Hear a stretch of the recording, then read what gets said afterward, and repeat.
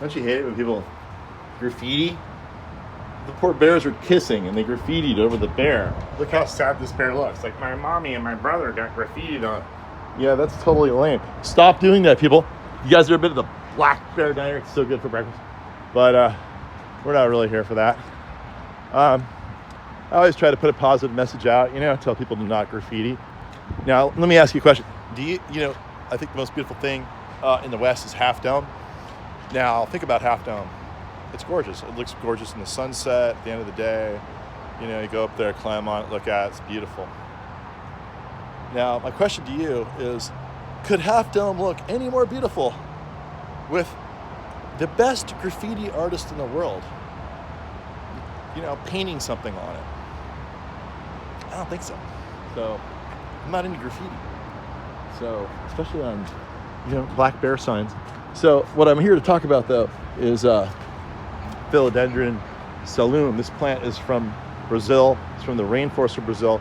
This plant is kind of fun because it climbs up into trees. The way it does that is with these ropes right here. This is a pretty dry situation. It's getting a lot of, blasting sunlight all day. These things are in not only full sun, they're in full reflected sun with all of this, this whole hardscape system here. It's reflecting all this light up, and it's making the leaves smaller. It's also making the leaves less green, but they still look good. And so normally in its rainforest habitat, it's amazing you actually take these conditions here because, it's from the bottom of the rainforest where it's all shaded and humid.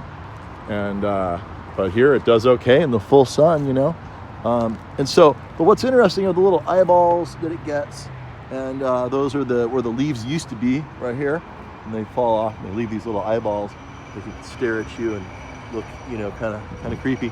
But the ropes here, they actually grab the trees as they go up. They're sort of roots, but they're really just for grabbing things and like climbing ropes.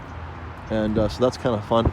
But the main reason I wanted to show you this plant here today in this situation is to show you how you could turn it into a tree. Now, normally these plants they're a whole bunch of multiple babies on the bottom, but it looks like they've cut these off for some reason, and they've just let the main stalks take off.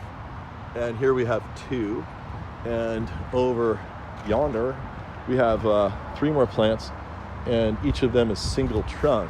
So it's really kind of an interesting small tree that you can actually make form into this thing. You can see they cut off the bottom here.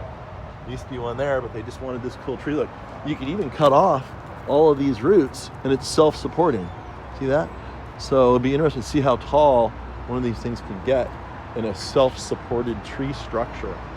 So that's kind of a fun thing to do in a garden in the right circumstance. Maybe like in a pot by a pool, because they don't need a lot of rooting space. And here's another one. This one gets a little bit more shade. So he's got a little bit more of a lustrous look to him. And you can see little babies growing up. Again, they cut another one off here because they just really wanted to go with this tree shape, which I find very interesting, especially in a completely southern exposed, sun-blasted environment. So there you go. Philodendron salum tree style.